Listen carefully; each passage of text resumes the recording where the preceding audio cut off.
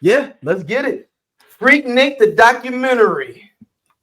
The greatest story or the scariest story, greatest story never told. Or the greatest story never told. Yeah. All right.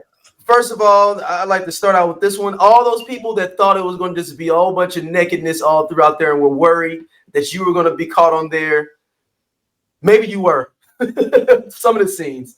But they blurred out people's faces for some stuff, a lot of stuff on there. Yeah. I felt like. But I want to go on record and state that I said that this documentary wasn't going to be about shit. Like, not in that case, but just what people thought it was going to be. They thought it would be a black girl's going wild. It was not going to be that. So it wasn't. And I never thought that it would be that. And it's weird that people wanted it to be that.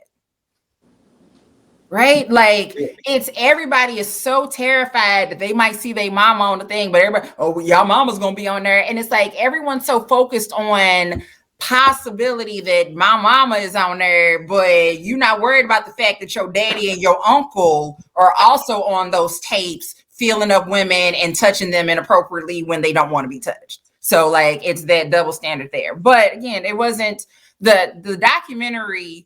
It was a real documentary. I actually enjoyed it. I learned a lot. I had no idea how Freaknik came to be. That it was just, I mean, ideally, I always knew it was supposed to be like the Black Spring break, but that's really what it was. And the fact that it was just the college kids having fun, and just even looking at that footage of all the school, like that AUC center down there, and all the schools and all the early 90s Black people for me are like unmatched. Like there's just like this level, like you look at that footage, you're just like, damn, they was like, you can just look and see they are fucking kicking it. Like, because it's like we still wish we could have been them because we was too young at the time, and now we were right there below it. We just missed Freaknik. Like we just missed. We was like 5 years too young. Like, bro, like that will always. Again, I always say like that's one of my biggest regrets is that I wasn't old enough to go to Freaknik. Like I wish that I was. Like my oldest sister is in her early 50s, my brother's late 40s. So like somewhere in between that, I need to be like 47, 48 right now. 47, like 48. Right there. Where I could have made 1 or 2 trips down there. But and been that college age and to be down. Like I can't imagine like being able to be in like 19, 20 years old, me and the girls hop in a Suzuki Sidekick. We ain't catching flights, we driving. Listen, I wrote that down because they said we ain't catch flights, we drove. And I said, you absolutely fucking drove. We did not catch flights. Y'all out here catching flights and not feelings or whatever. We wasn't. We was catching, we had feelings in the car. Yeah, like on the petrol. Like that's it. You were not. Hold on. And James, the dude you messing with down in Atlanta, said, I got y'all 150 when y'all get down here. He wasn't flying you out, but he said he got your gas. Just get down there. Definitely had, and then plus gas was like this was when gas was cheap. And it's like so you drove. Wait a minute, like I said, so on the documentary, it was a group of dudes that they interviewed, and they were like, "Yeah, we rented an RV to come down here." And there was 20 of us at first, and we was down to 10. So Black folks backing out of a trip have been going on for generations. Yeah, that ain't new. But niggas said that they paid $125 a person. It was 10 of them. These niggas paid $1,250 to rent an RV for the weekend. Where? Sign me up, like, but it might be for 4 or 5 days, low key, because depending on where they drove from, it might take them like 12, 13 hours to get there. $1,250. That's it. And I'm like, maybe take me back to 94. Please, somebody take me back. Why can't I go? So now let's talk about Luke here, because Luke is the hood dude that is, especially me throwing parties. When I would see a certain cat at my parties, I would go, damn. This shit's the neighborhood. And that was Luke. So yes. And look, and I knew he was gonna go back to Spruce and be like, man, I went over this free time thing. It was all bitches there, G. You gotta go with me to that next joint. I'm on the email list. So I'm gonna let you know. Chicks up in there, but they cool, they educated and stuff. I met me a lawyer, dog. They cool, and she wasn't getting me out. She was actually a girl I was talking to at the bar. She gonna help me with my tickets. She said she could clear up that Warren situation in Pagedale. And then usually they and it's just like in there. They good a few times coming out, 3 or 4 times bringing their homeboys, but then they get into it with somebody the 4th or 5th time they come to your party. That's your 95, 96 for Freaknik. Oh no, I'm gonna tell you exactly what happened. You know how they got into it at the party? Because the accused was strolling. Or they broke a line. That's how it happens, right? And you don't even know, but I know it's right. We don't even know, but we know that's right. We know that's what the fuck happened. Listen, y'all. So maybe you didn't go to Freaknik, maybe you didn't go to college, but you may have seen the movie School Days. And even if you didn't see that, right, you at least know the situation that D is talking about, where you have a group of people who are, have come together. They all have the, same mindset, and we're together hanging out and kicking it. And then there is someone, or maybe a group, who doesn't like that, or they're looking at it and being like, they doing too much over there. Or maybe they're just curious and they want to see what y'all are doing. But then next thing you know, the environment starts to change because more of them are starting to come in. And it's like, I know this sounds classist, and I'm sure white folks probably said the same thing about niggas. However, it does happen. And again, this is not to say that every dude that's a hood dude is going to come into I don't even want to say professional, right? But just a different setting and cause problems. That's not true. It's not, because it's absolutely not true at all. But we have all seen it happen before. So with Freakniks, as I was saying, like with everybody's traveling down there, and it's everybody's college age kids, and they're hanging out because you can't afford to go nowhere for spring break. Some people can't go back home, and you can't afford to go down to Daytona, and Daytona's for the white folks anyway. So what do? And then they ended up creating this party, or essentially they brought back the freak. It was a DC Metro Club. It was a DC Metro Club. It was a DC Metro Club, and they was bringing back the freak. And when they say freak, they weren't talking about freaking. They were talking about, the dance, the freak, or like the song, "Oh, Freak Out." Yeah, Shriek by Sheep. So they were talking about that. So and everything that they were doing, they were using the word freak in it. And they said, you know what? Let's call it the Freaknik, because it's a freak in there, and it's a picnic. And everybody was having an amazing time. It was all good. And then Uncle Luke. No. I want to take a step back here, though. You want to go back? Yeah. No, these are things that they did not touch on that I have questions about, that I want to see what y'all think. So it supposedly had started in 82. So, and I'm assuming they're sophomores, juniors, because usually after your first, to be able to plan and come up with this idea, maybe they were freshmen. I'm just thinking that you were not your first year of college. Yeah, like, I can't go third year. They're probably like second or third year. I'm thinking, they probably were juniors. I'm really probably thinking like probably juniors. Yeah, okay, there we go. Well, they left college in a year or two. This thing took its own monster on its head because they weren't even there to plan no more. By the time 93 is there, they all them, like we talked about earlier, they get married with kids. By the time like we hear about Freaknik and throughout the rest of the nation in the early 90s, they married with kids at that point. Yeah. Low key, I realized that they're the same age as my mama. Because my mom was a junior in 82. So I'm just saying, my mom had me. I was a teenager in the early 90s. So I imagine these people are. So I wonder how they felt or looked at it. Did they try to come back and like try to keep it organized? Are you like, man, dude, I'm working at Houston. From what it appeared, from what they were saying, because they and a couple of them were like that Freaknik 94 was like their favorite one. And I remember I said that to my best friend Brandon earlier today, and he was like, why do I feel like I know about Freaknik 94? I'm like, I feel like I've heard about 94 or like 95, but all the songs was out there. Like I think that was, and maybe that's just when I became aware that it existed. So that may be what it is that sticks out for me, is that's when I became aware that it existed. But with that, I think that they were still somewhat involved. I think there was like a big planning committee or whatever. So 95 is popping because What's Up from Playa Poncho was recorded during Freaknik 95. Okay. Got it. That makes sense. Just FY 95. That absolutely makes sense. So 96 it dwindled down with the Olympics. Yeah. So in the Olympics, 95 is the classic one, they say, because That was going for the Olympics. That makes sense. So, and then by that point, and I'm sitting there thinking, like, all those songs, all that, I mean, I'm gonna mention Jermaine Dupri, because so with What's Up, and with the So Def All Stars and all those songs that came out around that time, we need a Jermaine Dupri documentary. I want to know his story. Like, we know bits and pieces of stuff, but there's a level of what he was able to do in Atlanta, or what he's continued to do, and just the success that he's had, all of that. I want to know his story. Like, I watched Michael Bivins' story. 96 is a hell of a year for bass music.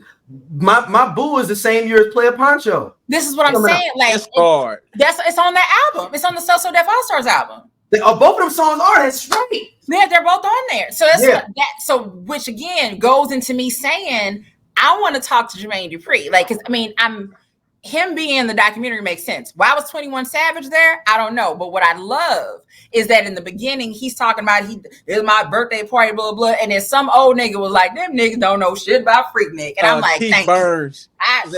Kenny Burns. Right. I was like, thank you. Appreciate, like, as soon as, because I'm thinking that, and when he said it, I was like, now this is how you start a documentary out. They don't know nothing about no Freaknik. And like I said, 21 Savage still sitting there talking, and I'm like, how old were you when they were doing this? Because were you born? He couldn't have been born. Yeah. He wasn't born. Like, that's my question. Like, I don't want to hear. He's probably born in like 98. I think he's 25. So he probably was late like 90s when it ended. It was long gone by that point.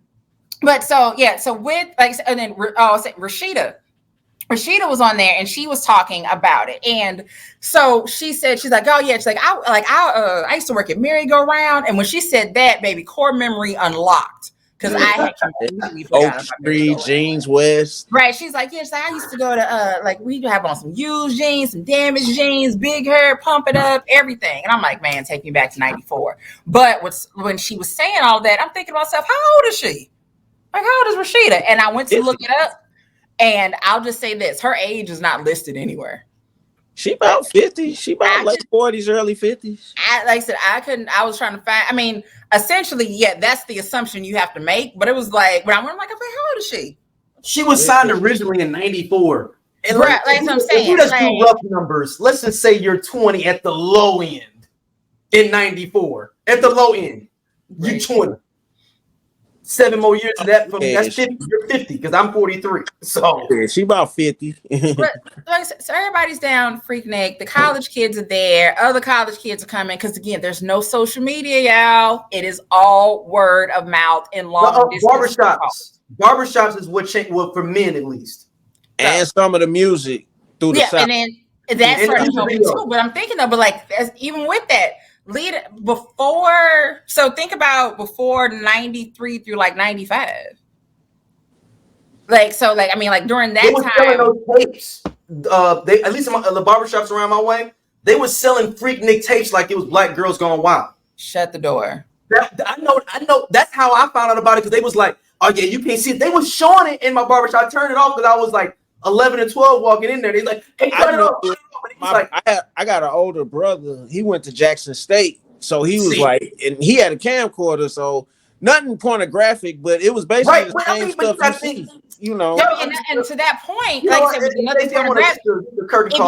If all he had was videos of women shaking their ass, that was it. Like because that, but again, traffic. Right. It wasn't like we didn't call it twerking. Like you were just pee popping or shake ass shaking. But either way.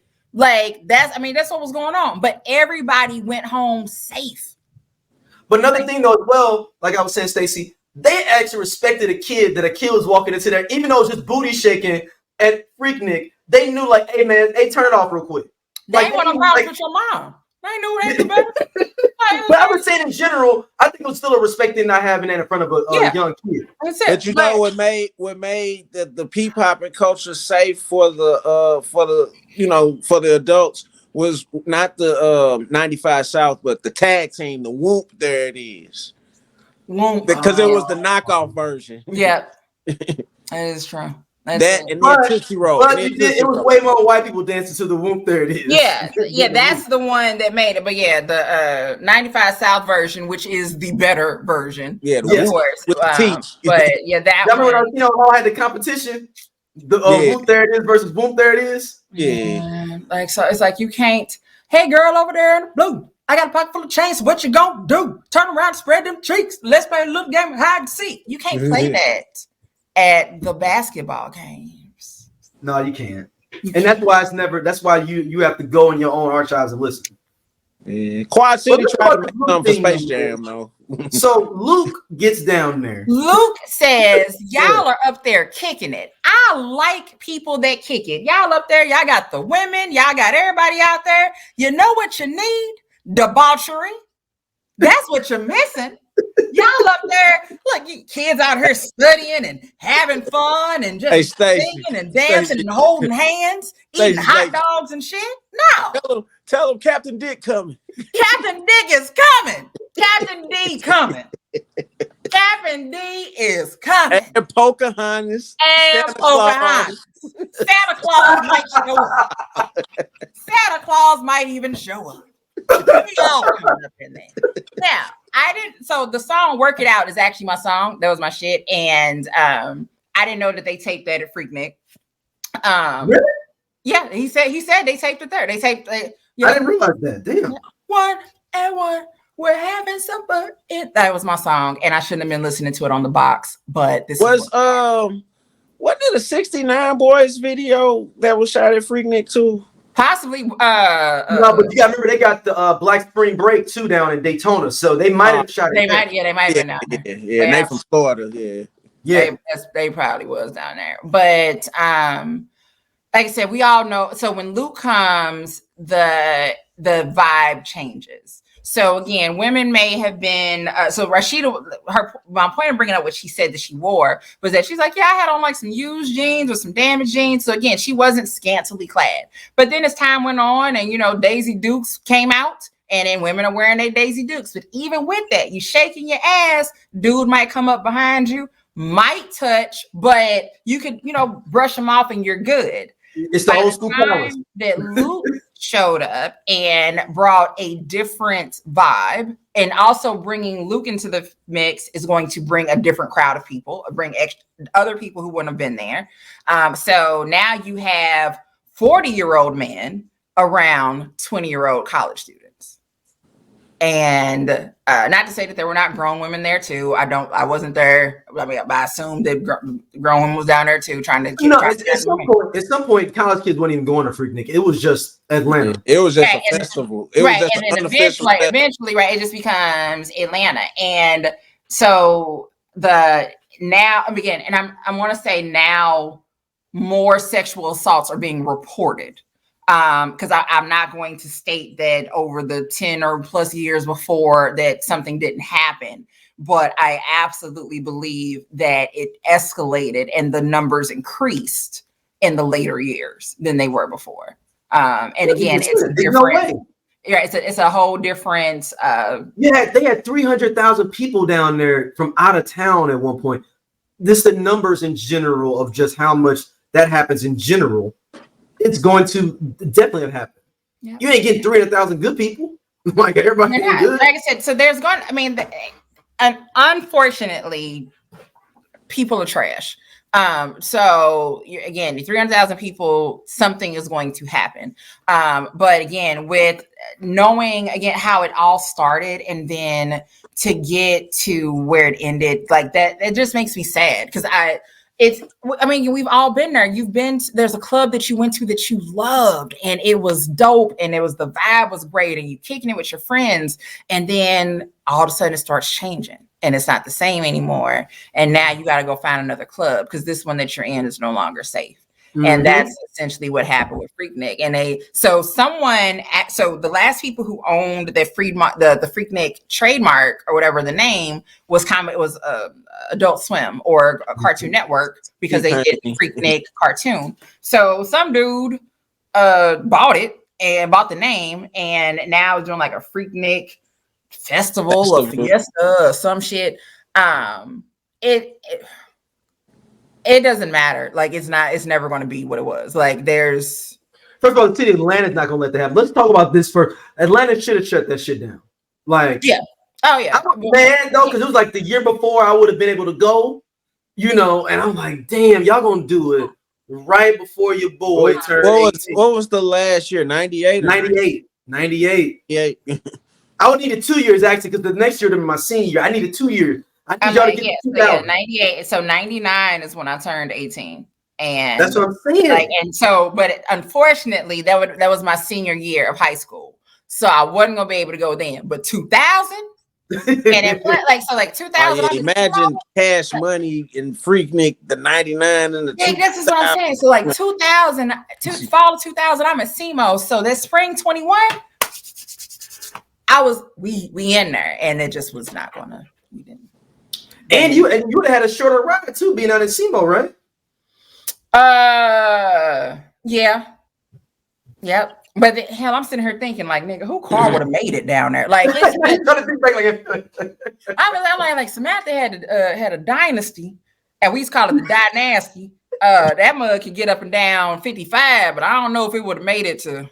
Hey, Station, I got so quick for you, just for your TikTok. You just got to start telling stories like Adventures with Samantha, because it's like every episode. You mentioned like something y'all done did. Look, we were together like every day from like 94 into like 2002. So like we were in like middle school together, high school together, college together. So everything, essentially all of my teenage experiences, she was standing right next to me.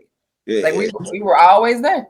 Like, so yeah, I absolutely would do that. Be like, story time with Stacy. And this is a story about the time that me and Samantha went to the monastery. Or this is a story about the time that So hold on. So now as we wrap up this part about Freaknik, let's come up with, what would you have done? What would you have been doing at Freaknik if, let's say, we had the time, the end of it would have been 01, 02.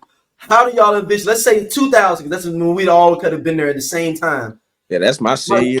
I'm out of high school. Yeah, so who's performing down there? Is my first part. What artist gets in trouble down there in 2000, 2001? If it's 2001, Nelly gonna have a little run in there because he fresh out the gate. But it's gonna be Cash Money gonna be the headline. But the thing that's so interesting, the Luke era, they don't really have like performers like that. People was just sitting on top of their cars. That's kind of the crazy thing about. They had some places where it was a stage set up like at a park. Yeah, at the Piedmont Park. Yeah, at the Piedmont. Is T.I. performing? Is it T.I. and Nelly? T.I. is definitely there. I think T.I. would have been definitely there. Lil Jon. Ooh, Lil Jon was in his bag then too. Yeah. Lil Jon definitely there. Actually, you know what? Let's scrap the whole thing because it'd have been some fighting. It would just would have been a Lil Jon. That fighting music time, man. Yeah, because I'm saying the Luke era was over. The booty shaking was over. Yeah. And then 3 6 Mafia performed Who the Crunk is in this motherfucker or something. Yeah, you know, at that point. It would have been a crunk fest. Yeah. That is absolutely the crunk era. We're 2000, 2001, we are entering into crunk. Yeah. Because Kings of Crunk is what, 2003? Mm-hmm. 02, I think. I think it's 02. Yeah, you talking about with the one with Knock the Heads Off and I think Kings of Crunk is I'm positive it's 03. 03? Oh no, it came out on my birthday, 02. Yeah, it's like the end of 02. Yeah. But then 01, you got to put your hood up. So that's the one that's on there. But 2001 is Be a put your hood up, move, bitch. You might have had Pimp C up in there. Pimp C would have definitely been there at Freaknik. No, he was in jail still. Oh, he wasn't locked up in 01, was he? Yeah, he was. He got out like 03. I thought he got locked up. But he would have been there saying Free Pimp C though. I thought he got locked up in like 03, 04. No, he got locked up in the late 90s. Like right after Big Pimpin'. Because he was on sipping on some syrup, wasn't he? That's 2000. He got locked up after that. Like right. Okay. Yeah. Oh, wait a minute. Hold on. Hell yeah. So for Lil Jon album that was out May 22nd, 01 is Put Your Hood Up. That's the one that's got Be a Bia on there. It's got Too Short on there. It's got Move Bitch. Luda. It's got that's a different Move Bitch. My bad. And then it's got Can't Stop Pimping. Ball and G would have been so just to clarify, 2000 is when what you call it went in. Pimp C went in 2000. 2000. Okay. And then he didn't get out until 2005. He didn't get out until 2005. He got out. Okay. Pimp C did. And died in 07 or 08. Yeah, and then he died in 07. Yeah. I don't know why I thought he went in like in 02, 03. Just know I would have been down there probably with some camo shorts on or something. Because I had FUBU stuff on. Like I put something like that. Fuck around, might have had some Sauconys on. I don't know, like, but it's I'd been down there in my classic velour tracksuit. All I know is that I would have been down there pee-popping on a handstand. That's all I know. That's all I got is that I'd have been down there shaking it. So I heard a story about the Fab Five. Hey, this cool ass Scott from the I Love 90s Music Podcast. Hit that subscribe button right now. Like it on the SOLC Network. You finna get all the real deal on the 90s, the 2000s, and the splash of that 80s. Do it right now, man, and I'll be your friend.